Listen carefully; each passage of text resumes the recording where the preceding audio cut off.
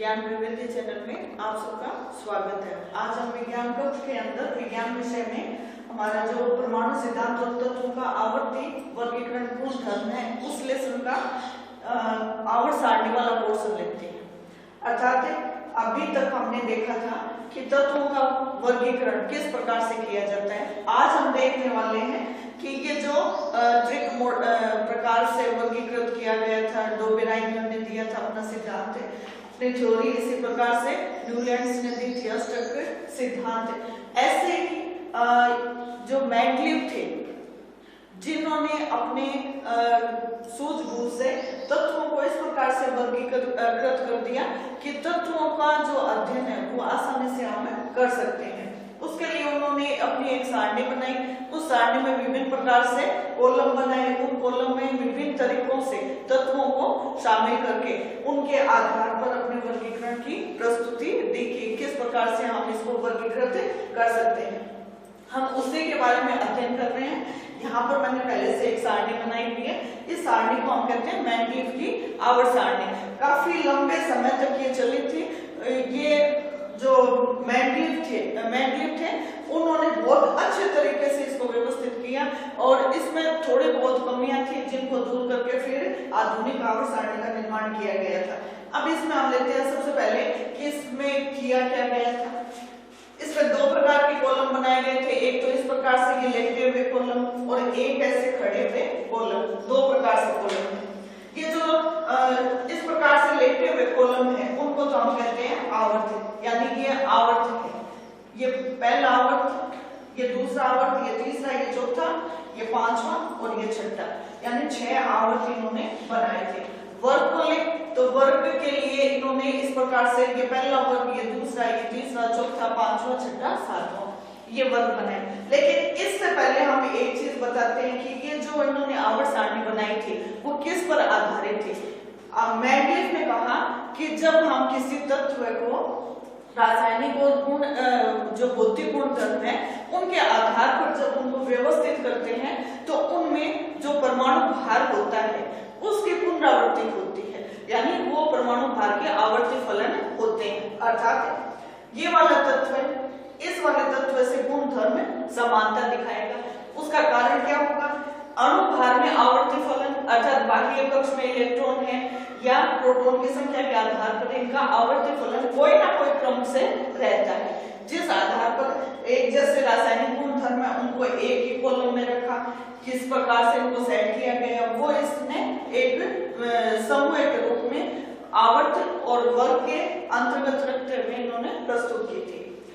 सबसे पहले हमने देखा कि इसकी जो परिभाषा थी वो क्या थी कि किसी भी तत्व की जब आवर्त सारणी में व्यवस्थित किया जाता है तो तत्वों के भौतिक और रासायनिक गुणों के आधार पर उनके परमाणु भार के आवर्ती फलन के को वो प्रदर्शित करते हैं।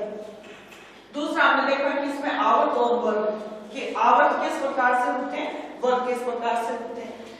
आवर्त की संख्या क्या थी? 6 थी और वर्ग की संख्या 7 थी। वर्ग जो थे उनके अंदर उन्होंने देखा कि इनको दो भागों में डिवाइड कर दिया, ए बी दो समूह में इनको वर्गीकृत कर दिया। अब जैसे पहला जो हमारा आवर्त है उसके अंदर एक तत्व को रखा गया है जिसको हम हाइड्रोजन कहते हैं। दूसरे के अंदर lithium, beryllium, boron, carbon, nitrogen, oxygen, fluorine रखा। तीसरे के अंदर sodium, magnesium, aluminium, silicon, phosphorus, sulphur और क्लोरीन को रखा गया। यदि हम वर्ग की बात करें तो पहले वाले वर्ग में hydrogen, lithium, sodium, potassium, copper है, एल्यूमिनियम है, सिल्वर है और गोल्ड है, सीजियम है। इस प्रकार से इन तत्वों को रखा गया। अब हम देखते हैं कि ये जो आवर्त सारणी बनाई गई थी इस आवर्त सारणी में तत्व जो है उन तत्वों में समान गुण रखने वाले को एक ही समूह में रखा गया। इधर लेते हैं या इधर लेते हैं तो एक ही समूह के अंदर इनको शामिल किया गया।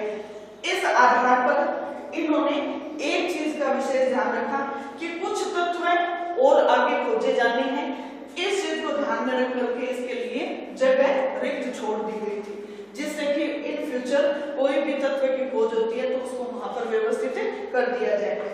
दूसरा इन्होंने ये कहा जैसे ये वाली जो मैंने यहाँ पर बनाया हुआ है ये पहले ज्ञात नहीं थी। इस जगह को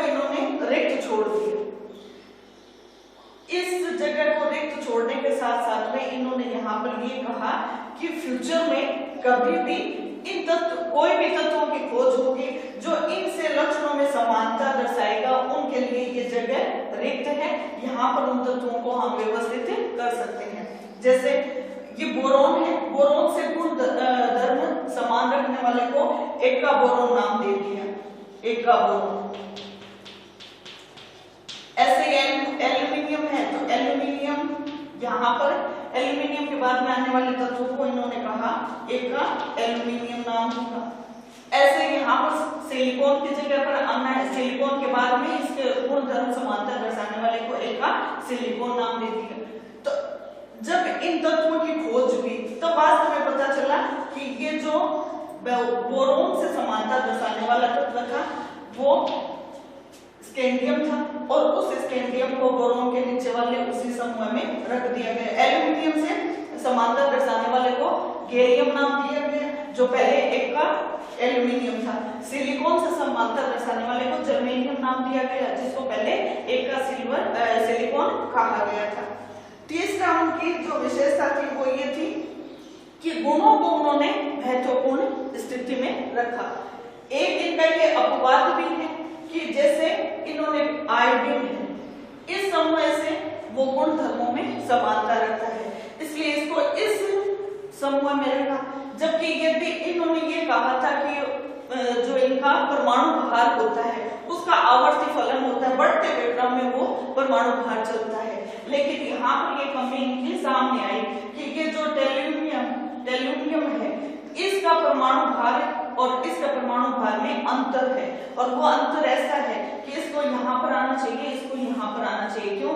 क्योंकि आयोडीन का 126.90 होता है और टेल्यूमियम का 127.60 होता है, तो ज्यादा इसका है तो इसका यहाँ पर आना चाहिए, लेकिन ऐसा नहीं किया गया। अब हम देखते हैं कि इस आवर्त सारणी में कुछ कमियां थी, उन कमियों को हम देखते हैं। सबसे पहले तो उनकी कमी ये थी कि ये जो हाइड्रोजन है इसको इन्होंने ये नहीं बता पाए कि ये क्षारीय है या किस प्रकार की प्रकृति है, और किस प्रकार की प्रकृति के साथ साथ में इसके जो एक निश्चित स्थान होना चाहिए वो स्थान देने में वो असमर्थ। दूसरा, समस्थानिकों के लिए इसमें कोई जगह नहीं थी। समस्थानिक का मतलब क्या होता है? जिनका जो भार है, जैसे नाइट्रोजन और प्रोटॉन, इन दोनों का योग मानते हैं।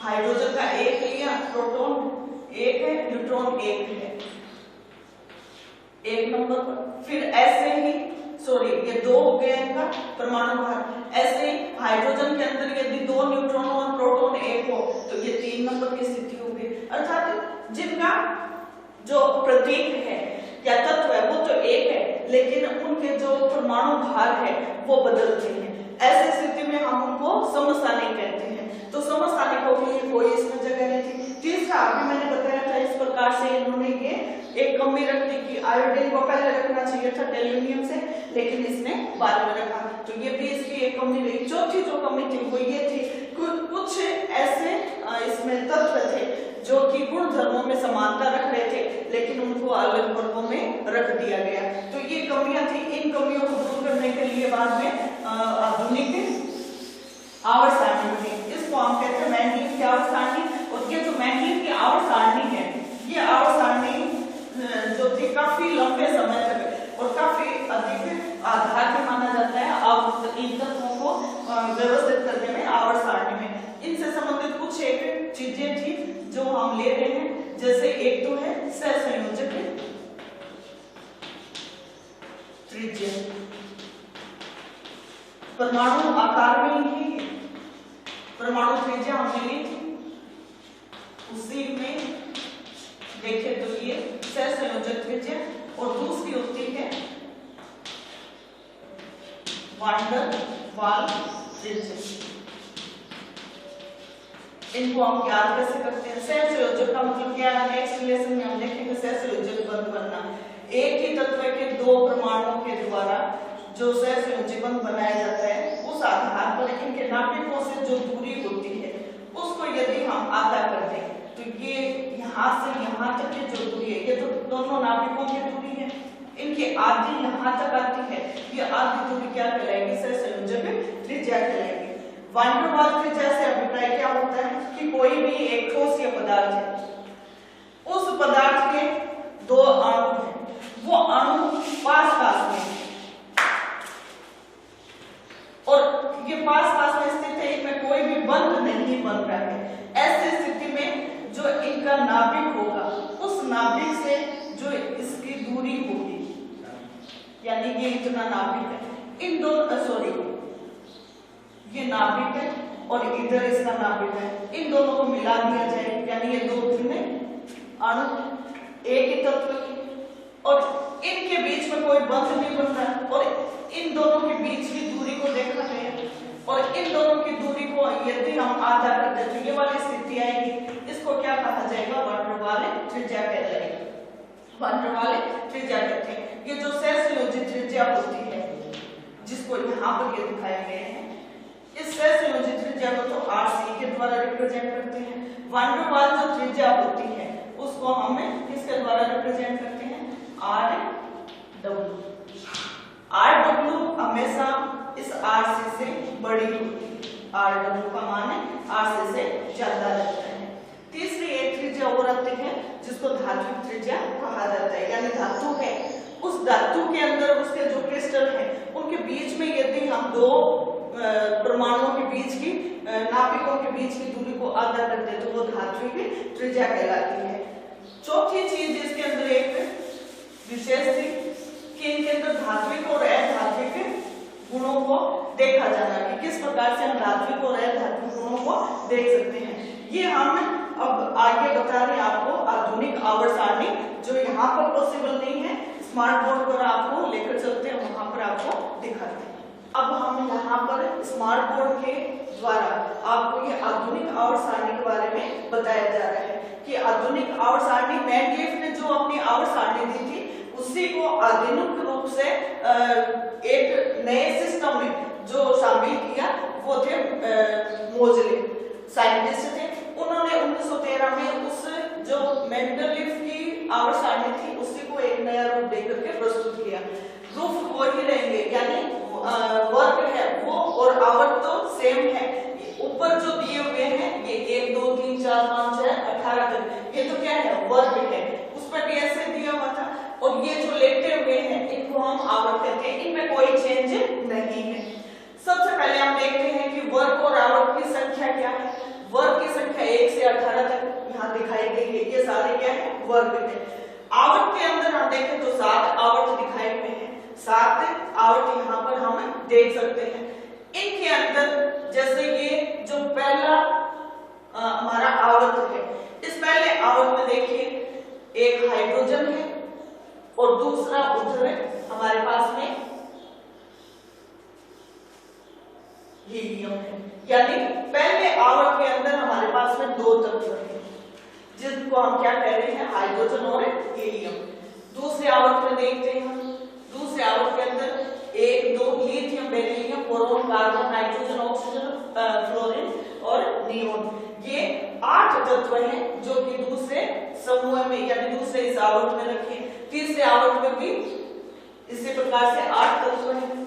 चौथे और पांचवें आवर्त में देखिए कितने तत्व हैं? 1 2 3 4 5 6 7 8 9 10 11 12 13 14 15 16 17 18, यानी तीसरे और चौथे आवर्त में देखिए 18 की संख्या में ये तत्व उपस्थित है। ठीक है, आगे हम देखते हैं छठे और सातवें आवर्त को। छठे और सातवें आवर्त में देखिए बीच में एक जगह छुट्टी हुई है। ये बीच में जगह किसके लिए है? कुछ तत्व है जिनको इस समूह से हटा करके, क्योंकि यहाँ काफी लंबी हो जाती है तो यहाँ से हटा करके इनको इधर रख दिया गया है, नीचे की तरफ दिखाया गया है। ये पहला तत्व है इस सारणी का, तो इसको हम क्या कह रहे हैं? लेंथियम। इस लेंथियम से ये कुछ गुणों में समानता रखने वाले को एक ही आवर्त में रखा गया है, इसलिए इस सीरीज को हम कहते हैं लेंथेनोइड तत्वों की। दूसरे ये एक्टिनम के साथ में शुरू हो रही है तो इसको हम कहते हैं एक्टिनोइड श्रेणी, जिसके अंदर एक्टिनोइड से समानता रखने वाले तत्वों को एक ही स्थान पर रखा गया है। ठीक है, ये यहाँ से शुरू हो रहा है, बीच में ब्रेक देख करके इसको को यहाँ पर रख दिया गया है, ये इसके साथ में ही शामिल की हुई है। तो इस प्रकार से हम देखते हैं इधर वाले तत्वों की संख्या देखिए 1 2 3 4 5 6 7 8 9 10 11 12 13 14 15 14 है। ये लैंथियम यहाँ पर है, ये लैंथियम जो है ये यहाँ पर है, एक्टिनम यहाँ पर है, और यहाँ से फिर आगे ये तत्व जो है वो इसमें शामिल किए गए हैं, यानी ये 14 तत्व है। और यहाँ पर लैंथियम और एक्टिनम देखें तो यहाँ पर क्या होंगे 1 2 3 4 5 6 7 8 9 10 11 12 13 14 15 16 17 18 तत्व ये है और 14 तत्व ये है। टोटल कितने हुए 32। तो 5 छठे और 7वें जो आवर्त है उसके अंदर 32 तत्वों को शामिल किया गया है। इधर हम देखें इन वर्गों को, तो वर्गों के अंदर जैसे आपने देखा पहले वाले वर्ग में हाइड्रोजन से शुरू होकर के ये फ्रेटियम तक समाप्त होते हैं। दूसरा हम ये देखेंगे इसके अंदर कि इधर वाले तत्वों को जो इलेक्ट्रॉन है उनकी उपस्थिति के आधार पर इन तत्वों को कहां पर रखा जाता है, इनको कहां पर रखा जाता है, उनको कहां पर रखा जाता है। सबसे पहले हम इस आवर्त सारणी में देखें कि ये वाले जो दो वर्ग दिए हुए हैं इनको हम क्षारीय धातु कहते हैं और एस ब्लॉक से एस ब्लॉक यानी इलेक्ट्रॉनों का जब हम नेक्स्ट चैप्टर में देखेंगे इलेक्ट्रॉन का भरना है वो किस प्रकार से होता है। तो अंतिम कक्ष में जो इलेक्ट्रॉन जहां पर जाते हैं उस कक्ष को हमने इस वर्ग को एस कक्ष के अंदर रखा हुआ है। दूसरा ये इधर वाली जो संख्या है 13 से 18 तक, ये जो तत्व होते हैं 13 से 18 वर्ग वाले तत्व हैं, इनको पी ग्रुप में रखा गया है यानी पी ब्लॉक में। ये जो है जिनको 30 से 12 तक जो ये समूह है इनको जो रखा जाता है वो डी ब्लॉक में, सॉरी उल्टा बता दिया, एस और वो वाला डी है और ये वाला पी ब्लॉक है। ये जो तीसरी लाइन यहाँ पर दिखाई गई है इसको एफ ब्लॉक कहते हैं। एफ ब्लॉक के तत्व हैं ये छठे और सातवें आवर्त वाले हैं। इनको ये वाली जो ऊपर वाली संख्या ऊपर वाले जो तत्वों की लाइन है उस लाइन को हम रखते हैं 4f में और इसको रखते हैं 5f के अंदर। इस प्रकार से इनकी व्यवस्था है। तीसरा हम इसमें महत्वपूर्ण ये देखेंगे कि इनमें धात्विक और अधात्विक गुण रखने वाले तत्वों को शामिल किया गया है। धात्विक गुण रखने वाले जितने भी ये हैं ये यहाँ से है यहाँ तक है, ये सारे क्या है धात्विक गुण वाले हैं। कुछ न्यूट्रल गैसेज हैं जैसे 18वां वर्ग है उसके अंदर जितने भी गैसें हैं उनके अंतिम कक्ष में इलेक्ट्रॉन पूरे भरे हुए हैं, इसलिए हम उसको क्या कहते हैं अक्रिय गैस कहते हैं या शून्य वर्ग की गैस वाला समूह कहते हैं। उससे जस्ट पहले वाले फ्लोरीन है, क्लोरीन है, ब्रोमीन, आयोडीन, इनको कहा जाता है हैलोजन गैसेज। तो ये गैस ये प्रकृति को दर्शाने वाले तत्व हैं। इसके अंदर जैसे अभी हमने लिया धात्विक स्थिति वाले कुछ ऐसे तत्व होते हैं जो कि अधात्विक होते हैं, जो यहाँ पर गहरे रंग से दिखाई हुए हैं, गहरे हरे रंग से दिखाई हुए हैं, वो क्या है अधात्विक तत्व है। कुछ हल्के ग्रीन कलर से दिखाई हुए हैं, इनको क्या कहा जाता है उपधातु कहा जाता है। बोरोन है, सिलिकॉन है, जर्मेनियम, आर्सेनिक, एंटीमनी, टेल्युमियम और आयोडीन, इनको क्या कहा जाता है अधात्विक, आयोडीन नहीं ये है, इनको उपधातु कहा जाता है जिसके अंदर धातु और अधातु दोनों के गुणों का मिश्रण होता है, इसलिए उनको उपधातु कहा जाता है। आगे इसमें हम एक चीज और देखते हैं कि ये जैसे ब्लॉक के आधार पर हमने इनका डिवाइडेशन कर दिया। अब इनका डिवाइडेशन जो किया गया है उस आधार पर हम देखेंगे इन तत्वों को क्या कहते हैं। ये जो पहला आवर्त वर्ग है इस वर्ग के तत्वों को क्षारीय धातु कहा जाता है। ये जो होती है ये मृदा क्षारीय धातु है, ये धातुओं का समूह है जिनको संक्रमण धातु कहा जाता है। इसको अंतर संक्रमण धातुओं की श्रेणी में रखा गया है। ये जो तत्व होते हैं इन तत्वों को ये जो विशेष गुणों से शामिल किया गया है, इनको एक अलग कैटेगरी दी गई है जिसमें ये अधिक से अधिक दूसरे तत्वों से जुड़ने का कार्य करते हैं। इस आधार पर इन सभी जो तत्व हैं, इन तत्वों को जैसे इसको धातुएं कहा गया था, मृदा क्षारीय और ये क्षारीय धातु थी, ऐसे उनको धातु के रूप में दिया गया है, धातु और अधातु के रूप में उनको शामिल किया गया है, यानी मुख्य तत्व उनको माना गया है।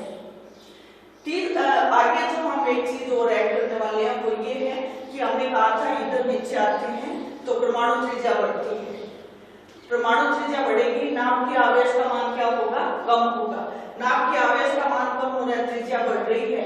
और तीसरी जो इसकी होती है कि जो इनकी आयनन एंथैल्पी होती है उसका मान भी क्या होगा, नीचे की तरफ आएंगे तो घटेगा, वो घटेगा तो इसके अंदर जो आयनिक प्रकृति है, जैसे कि इलेक्ट्रॉन को त्यागना है, धनायन बनाना है, वो गुण बढ़ जाता है, जिसके कारण इनको ये कहा जाएगा कि ये धात्विक प्रकृति को दर्शाती है, अर्थात ऊपर से नीचे आएंगे तब धात्विक के गुणों में वृद्धि होगी, जबकि इधर जाएंगे तब धात्विक गुणों में क्या होगी, कमी होगी। उसका कारण क्या है, इधर तो जो आयनन एंथैल्पी है उसका मान बढ़ता है, इधर इसका मान कम होता है, जिसकी वजह से ये गुण इसमें पाया जाता है। ऐसे अधात्विक गुणों में वृद्धि और कमी को देखें तो हमेशा इसके अंदर ये होता है, जैसे इसमें आयनन एंथैल्पी लिया था धात्विक के लिए और उसके अंदर हम क्या लेंगे धातुओं के लिए, जो इलेक्ट्रॉन लब्धि यानी इलेक्ट्रॉन को ग्रहण करना है उस लब्धि से जुड़ी हुई एंथैल्पी को लेते हैं। तो हमेशा ये एंथैल्पी ऐसे बढ़ती है, यानी इलेक्ट्रॉन लेने की प्रवृत्ति, तो इलेक्ट्रॉन लेने की प्रवृत्ति बढ़ेगी तो अधात्विक गुणों में वृद्धि होगी, और ऊपर से नीचे आएंगे तब क्या होगा, इलेक्ट्रॉन लब्धि का मान कम होने से, हमेशा उसका मान कम होने से क्या होगा, अधात्विक गुणों में कमी आएगी। इस प्रकार से हमने देखा कि ये एक आवर्त सारणी का मॉडर्न रूप है जिसको विभिन्न तरीकों से इन्होंने प्रस्तुत किया। एक चीज और है इसके अंदर, जैसे यह हाइड्रोजन है, हाइड्रोजन एक अलग तत्व है जिसको एक निश्चित जगह पर रखना संभव नहीं था, लेकिन इसको आधुनिक आवर्त सारणी में एक जगह पर फिक्स कर दिया गया है। यहाँ पर Hg ब्रोमीन ये दिया हुआ है, Hg का मतलब पारा होता है, ये सामान्य ताप पर, जो कमरे का ताप होता है उस पर भी ये लिक्विड अवस्था में होता है, ठोस है, तत्व है, लेकिन लिक्विड स्टेज में ये द्रवित रूप में, सामान्य तापमान पर लिक्विड स्टेज में रहता है। ब्रोमीन गैस है, लेकिन फिर भी यदि हम इसको देखें तो ये गैसीय अवस्था में नजर आती है। ये ऐसे तत्व हैं जिनको यदि हम सामान्य तौर पर वायु में छोड़ दें तो वायु से शीघ्रता से क्रिया कर जाते हैं, और इनके इतनी धातु इतनी सॉफ्ट होती है कि सामान्य तौर पर इनको हम चाकू से भी काट सकते हैं। तो कुछ एक इनके अंदर ऐसे अपवाद है जो धातु होते हुए भी धात्विक गुण नहीं दर्शाते, अधातु होते हुए भी अधातु गुणों को नहीं दर्शा सकते। तो आज के लिए इतना ही, आप लोगों का बहुत बहुत धन्यवाद, थैंक यू।